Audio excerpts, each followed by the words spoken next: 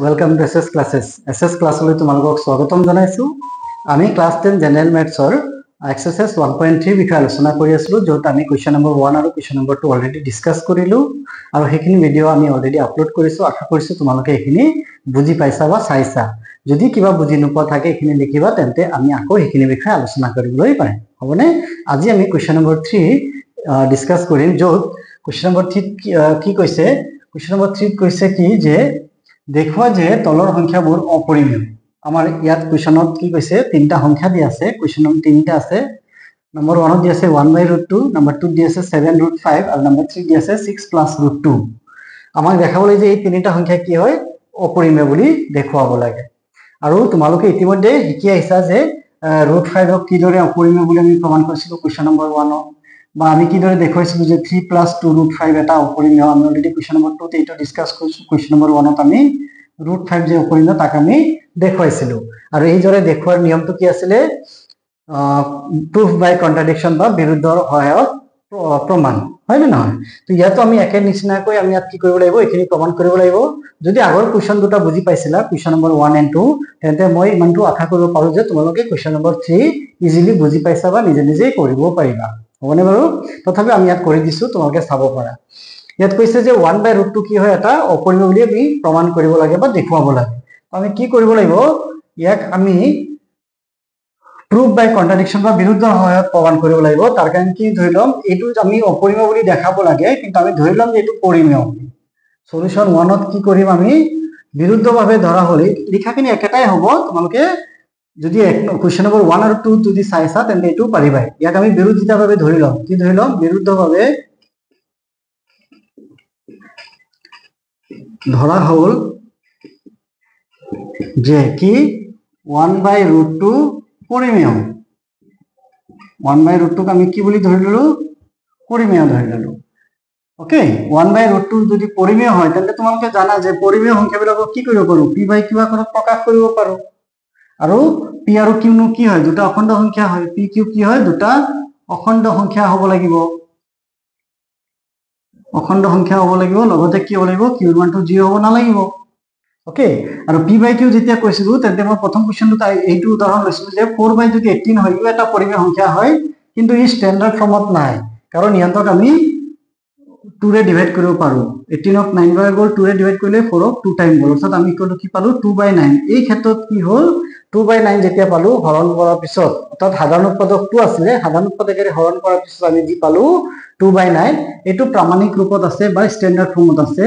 ইয়াত 1 ৰ বাহিৰে কোনো সাধাৰণ উৎপাদক নাই, গতিকে এইকেইটা কি বুলি কয়, সহমৌলিক বুলি কোৱা হয়। এইকেইটা কি বুলি কয়, সহমৌলিক বুলি কোৱা হয়। গতিকে আমি যদি ইয়াত p বাই q আকাৰত লিখিব পাৰো, তেন্তে আমি ধৰি লৈছো যে কোনো সাধাৰণ উৎপাদক নাই, 1 ৰ বাহিৰে কোনো সাধাৰণ উৎপাদক নাই, আৰু সেইখিনি কি হয়, সহমৌলিক হয়। গতিকে আমি এইটো লিখিব পাৰিম নে যে যেহেতু 1/√2 এটা পৰিমেয় সংখ্যা হয়, তাক আমি বিৰুদ্ধভাৱে ধৰি লৈছো। বিৰুদ্ধভাৱে ধৰা হল যে 1/√2 এটা পৰিমেয়, আৰু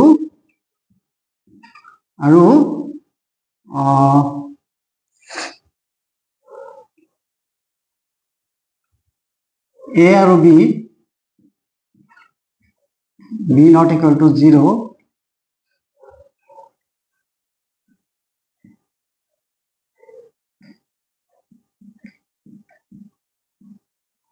সহমৌলিক। ওকে,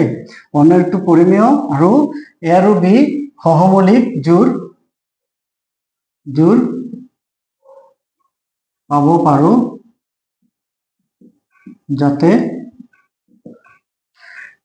তাৰমানে 1/√2 যিহেতু এটা কি হয়, পৰিমেয় বুলি ধৰিছো, পৰিমেয়টো আমি কি কৰিব পাৰিম, p বাই q এইদৰে লিখিব পাৰিম। এতিয়া ইয়াত p বাই q উঠাই আমি কি লিখিলো, a আৰু b লিখিলো, য'ত a আৰু b কি হয়, সহমৌলিক হয়। সহমৌলিক মানে কি হয়, যে a আৰু b ৰ একৰ বাহিৰে কোনো সাধাৰণ উৎপাদক নাই, বা যি আছিলে সেইখিনি আমি কেনসেল কৰি আকৌ কি পালো, প্ৰামাণিক ৰূপটো পালো, তাক সহমৌলিক বুলি কোৱা হৈছে ইয়াতে। আৰু b ৰ মানটো 0 নহয় বুলি ধৰি লৈছো। ওকে, যাতে এই যেহেতু এইটো হয় 1/√2 যদি পৰিমেয় হয়, যাক আমি a বাই b ৰে লিখিব পাৰো। ওকে, তাৰ মানে কি বুজাইছে, যাতে 1/√2 এই 1/√2 মান কি হ'ব পাৰে, a by b। a by b যদি হয়, তাক আমি কি লিখিব পাৰো, ডিসিম্পলাই আমি যদি ক্ৰস প্ৰোডাক্ট কৰি দিও, √2 * a = কি হ'ব, b * 1 b পাম, বা √2 = কি আহিব, b বাই a আহিবনে? ৰুট টু ইকুৱেল টু কি আহিব বি বাই এ আহিব যদি B root two equal to B by A আহে তেতিয়াহ'লে তোমালোকে চোৱা সমীকৰণ ইয়াক 1 ধৰি লৈছো যিহেতু এ কমা বি কি হয় এ কমা বি দুটা অখণ্ড সংখ্যা ওকে অখণ্ড সংখ্যা গতিকে ইয়াত কি আহিব বি বাই এ গতিকে বি বাই এ এটা পৰিমেয় সংখ্যা নহয় বাৰু তোমালোকে জানা এ বাই বি যদি পৰিমেয় হয় তাৰমানে বি বাই এও কি হ'ব পৰিমেয় হ'ব নহয় জানো বি বাই এ পৰিমেয় যেনে 2/3 কি আছে পৰিমেয় আছে তো 3/2 কি হ'ব পৰিমেয় হ'ব কাৰণ এ বাই বি বাই এ একেটা ফৰ্মতে আছে যদি এটো পৰিমেয় বি বাই এ যদি পৰিমেয় হয় তাৰমানে কি বি বাই এৰ মানটো কাৰ সমান হয় ৰুটটোৰ সমান হয় তাৰমানে ৰুটটো কি হ'ব লাগিব পৰিমেয় হ'ব লাগিব যদি বি বাই এ এটা পৰিমেয় হয় তাৰমানে বি বাই এ পৰিমেয় হোৱাৰ লগে লগে ৰুটটো পৰিমেয় হ'ব লাগিব কিয় কাৰণ বি বাই এৰ মান কাৰ সৈতে সমান হৈ আছে ৰুটটোৰ সৈতে সমান হৈ আছে গতিকে ৰুটটো যদি পৰিমেয় হয় তেতিয়াহ'লে বি বাই এও পৰিমেয় হ'ব লাগিব নহয় জানো গতিকে আমি ইয়াত কি ধৰি লৈছো যে বি বাই এ পৰিমেয় হয় আৰু সেই কাৰণে কি হ'ব লাগিব ৰুটটো কি হ'ব লাগিব পৰিমেয় হ'ব লাগিব গতিকে বি বাই এ এটা পৰিমেয় সংখ্যা এ বি দুটা অখণ্ড সংখ্যা গতিকে বি বাই এ এটা পৰিমেয় সংখ্যা হ'ব আৰু সেইমতে কি হ'ব লাগিব ৰুটটো এটা পৰিমেয় হ'ব লাগিব ৰুটটো এটা কি হ'ব লাগিব পৰিমেয় হ'ব লাগিব কিন্তু ৰুটটো যে পৰিমেয় হয় কি কৈছে আমাৰ যেটো আমাৰ সত্যতা আছে যে ৰুটটো এটা অপৰিমেয় সেইটো বিৰোধিতা কৰিছে নে ৰুটটো এটা অপৰিমেয় যিয়ে ইয়াত লিখি দিয়া কেটা লাইনতে যিয়ে ৰুটটো যে অপৰিমেয়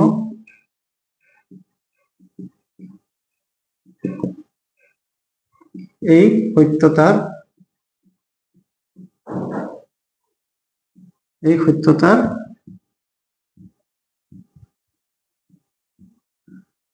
বিৰোধিতা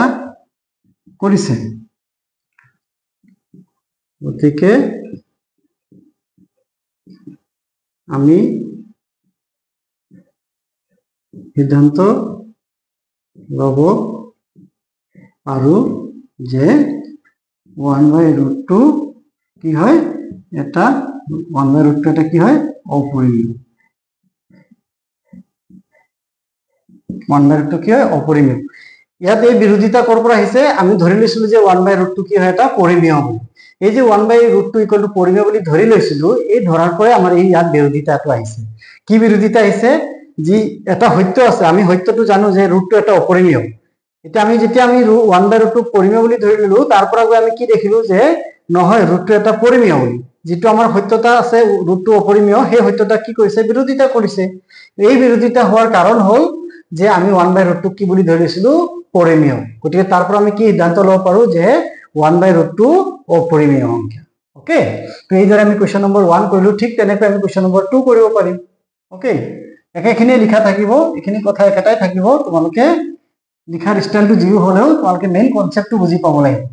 এটা নেক্সট কোৱেশ্চনটো কি আছে কোৱেশ্চন নম্বৰ 2 কি আছে 7√5 আছে ইয়াত কি আছে 7√5 আছে 7√5 আছে নহয় বাৰু এতিয়া আমি বিৰুদ্ধভাৱে ধৰা হ'ল যে 7√5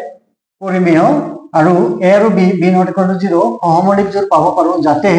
কি হয় যাতে 7√5 is equal to আমি কি লিখিব পাৰো a/b কাৰণ যেহেতু 7/5 কি এটা পৰিমেয় সংখ্যা হয় গতিকে পৰিমেয় সংখ্যাবিলাকক কি কৰিব পাৰো p/q আকাৰত লিখিব পাৰো আৰু p/q আকাৰত লিখিলে কি হ'ব পাৰে p আৰু q ৰ সাধাৰণ উৎপাদক থাকিব পাৰে গতিকে আমি কি কৰিলো সেই সাধাৰণ উৎপাদকৰে হৰণ কৰি আমি হেকত গৈ কি পালো স্ট্যান্ডাৰ্ড ফৰ্মটো পালো য'ত এইখিনি কি হ'ল p আৰু q ঠাইত আমি a/b পালো যেটো নেকি কি হয় সহমৌলিক হয় তাৰমানে ইয়াৰ 1 ৰ বাহিৰে কোনো সাধাৰণ উৎপাদক আৰু নাই যাতে 7√5 ইকুৱেল টু কি হ'ব a/b হ'ব এতিয়া 7√5 যদি a/b হয় তাৰমানে √5 কি হ'ব √5 ইকুৱেল টু হ'ব আমাৰ a/7b সমীকৰণ 1 দি দিয়া যে a/7b যদি দেখিছা তেতিয়া ইয়াত কি আছে নো a আছে b আছে আৰু 7 আছে এইকেইটা গোটেইখিনি কি হয় অখণ্ড সংখ্যা নহয় নে বাৰু এতিয়া যেহেতু ইয়াত লিখা যেহেতু 7, a আৰু b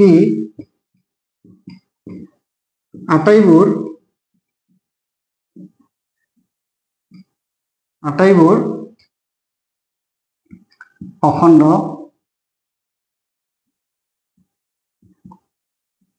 সংখ্যা যেহেতু a 7 আৰু b এইখিনি গোটেইখিনি কি অখণ্ড সংখ্যা হয় কিন্তু আমি যদি a/7b লিখো এটো কি হ'ব এটা পৰিমেয় সংখ্যা হ'ব আৰু এই পৰিমেয় সংখ্যাটো কাৰ সৈতে সমান হৈ আছে √5 ৰ সৈতে গতিকে √5 কি হ'ব লাগিব পৰিমেয় হ'ব লাগিব কাৰণ √5 ৰ সমানেই হয় a/7b ৰ মান আৰু √5 ৰ মান সমান গতিকে a/7b যদি পৰিমেয় হৈ আছে তাৰ মানে √5 কি হ'ব লাগিব পৰিমেয় হ'ব লাগিব এতিয়া 7a b আটাইবোৰ অখণ্ড সংখ্যা যেহেতু 7, a আৰু b আটাইবোৰ অখণ্ড সংখ্যা গতিকে কি হ'ব লাগিব a/7b এটা পৰিমেয় সংখ্যা হ'ব লাগিব পৰিমেয় সংখ্যা ওকে গতিকে a/7b এটা কি হ'ব লাগিব পৰিমেয় সংখ্যা হ'ব লাগিব ওকে a/b যদি পৰিমেয় সংখ্যা হয় তাৰ মানে কি বুজাব লাগিব √5 পৰিমেয় সংখ্যা হ'ব লাগিব অৰ্থাৎ √5 এটা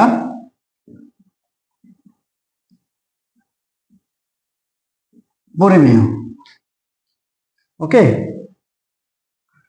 √5 এটা কি হয় পৰিমেয় ইয়াত লিখি দিম যিয়ে যে √5 যে পৰিমেয় আমি তো জানো কি √5 এটা অপৰিমেয় যে √5 যে অপৰিমেয় এই সত্যতাক বিৰোধিতা কৰিছে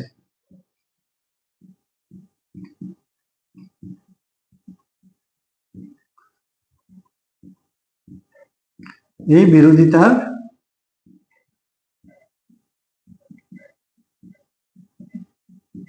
কাৰণ হল আমি